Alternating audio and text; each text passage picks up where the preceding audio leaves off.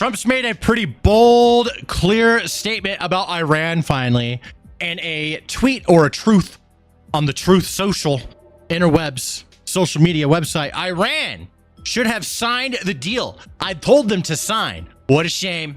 And a waste of human life. Simply stated, Iran cannot have a nuclear weapon. I said it over and over again. Everyone should immediately evacuate Tehran. Is that how you say that? Tehran? Here's the traffic jam of people leaving Tehran after that tweet. So here's everyone trying to get the hell out of there. This tells me, like, this is serious business. This isn't just some, like, thing that's heating up and then it cools down and we don't hear about it for years. It seems like the world is progressively getting hotter and hotter and hotter with conflict each and every month. It's just like, if you're 18, 19 years old and you're in Europe and your name is Archie, you might have to fight in a fucking war, dude, because this this does not look good. Oh, here's another video of it. All these people fleeing Tehran.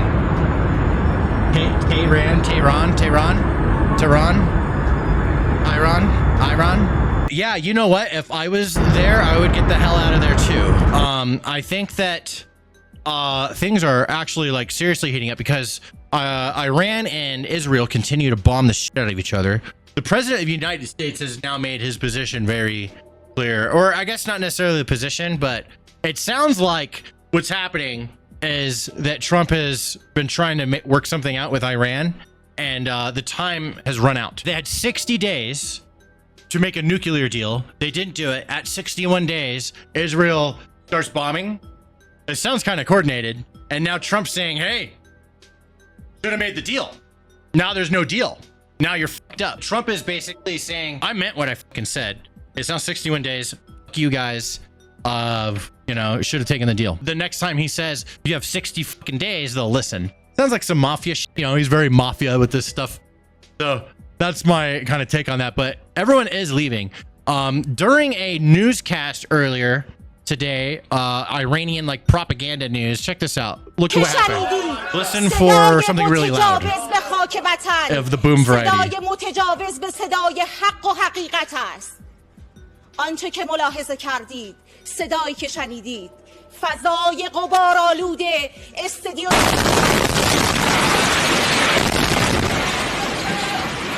Yeah, I better get the fuck out of there. That's crazy.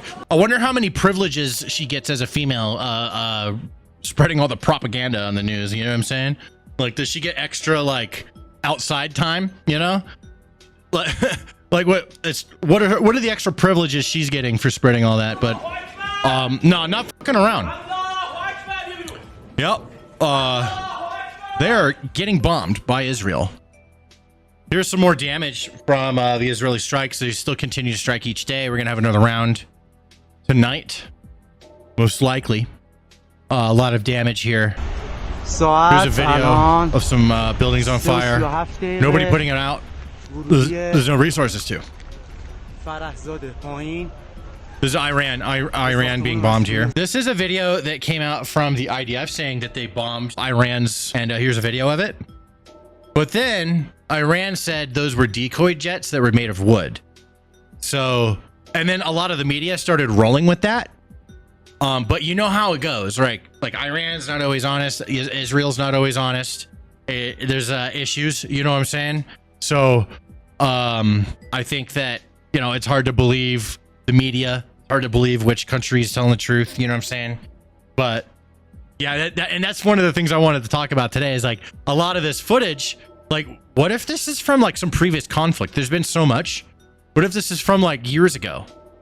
I'm noticing that happen on Twitter especially, but even a lot of the news sites, they'll start spreading stuff and not even know all the facts. So it's something to watch out for.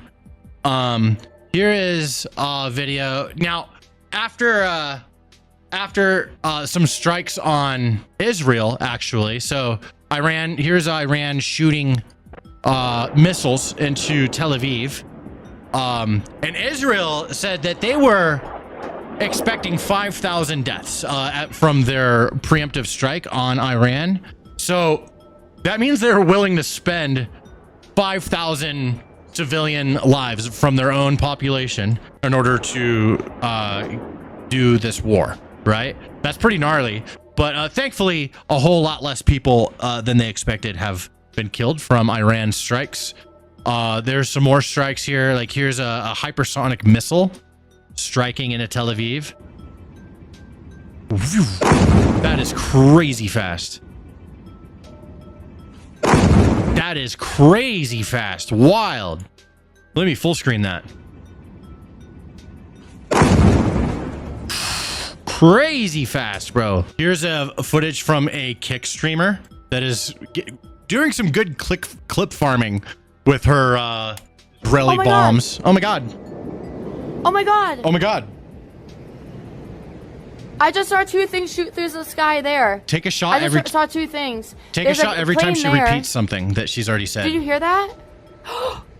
There it is. There it is. There it is. There it is. Take a shot every time she repeats a word. Oh my god. There's oh my gods. Oh my god. That's a lot of shots. Oh my god. There's a lot of shots. Oh my god. Take shots. Oh my god. There's a lot of oh my gods. Fireworks. Oh my god. So as a response, because of all these attacks from Israel, or to Israel from Iran, Netanyahu has made a statement saying that he's basically okay with assassinating the Iranian president. The president flatly rejected a plan, an opportunity that the Israelis had to take out the supreme leader. Do you understand his concern? My understanding is his concern is that this would escalate the conflict beyond where it is already. It's not going to escalate the conflict. It's going to end the conflict. We've had half a century of conflict spread by this regime that terrorizes everyone in the Middle East, has bombed the Aramco oil fields in Saudi Arabia, is spreading terrorism and subversion and sabotage everywhere. That's the forever war is what Iran wants. And they're bringing us to the brink of nuclear war. In fact, what Israel is doing is preventing this, bringing an end to this aggression. And we can only do so by standing up to the forces of evil. Look, democracies have had to learn this lesson. You know, they faced a tyrannical regime, a radical, fanatic regime.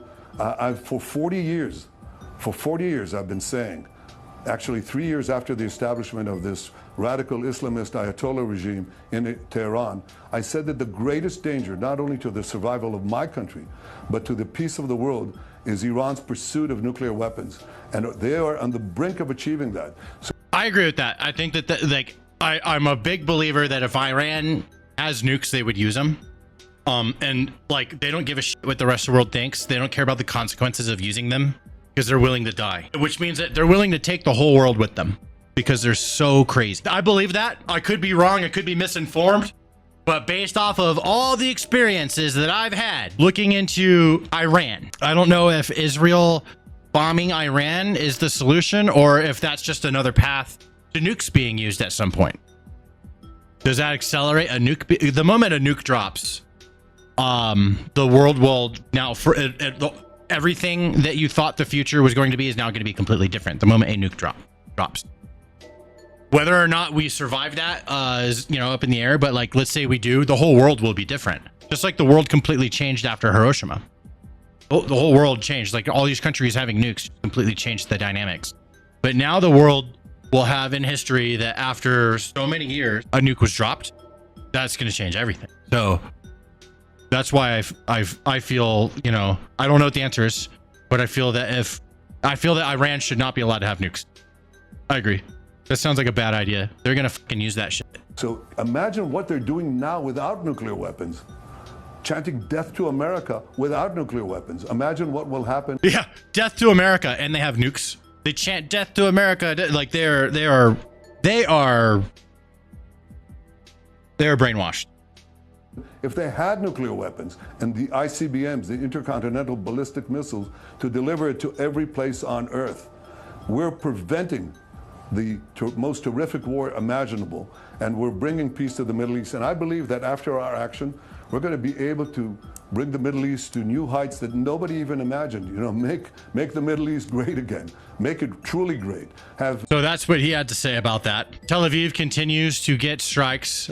This was some footage from a couple days ago. It's in the city. It's in a densely populated area. CNN reporters in the area while missiles and stuff are coming in. And after all that, Israel is still asking for the U.S. to join its war against Iran. So that leaves us where we're at right now.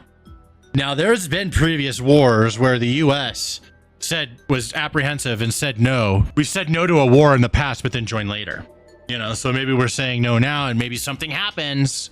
Maybe Iran does something to us that forces us to have to join because they did something to us, because they're agitated and they'll do crazy shit. So I want to know, what do you guys think? Do you think we're going to end up like joining this shit at some point? I mean, I think it'll happen if Iran does something to us. And finally, I'll end with this. It's come out that Israel has banned Israelis from leaving the country. Sounds like they need some manpower. You know what I mean? That's what that sounds like.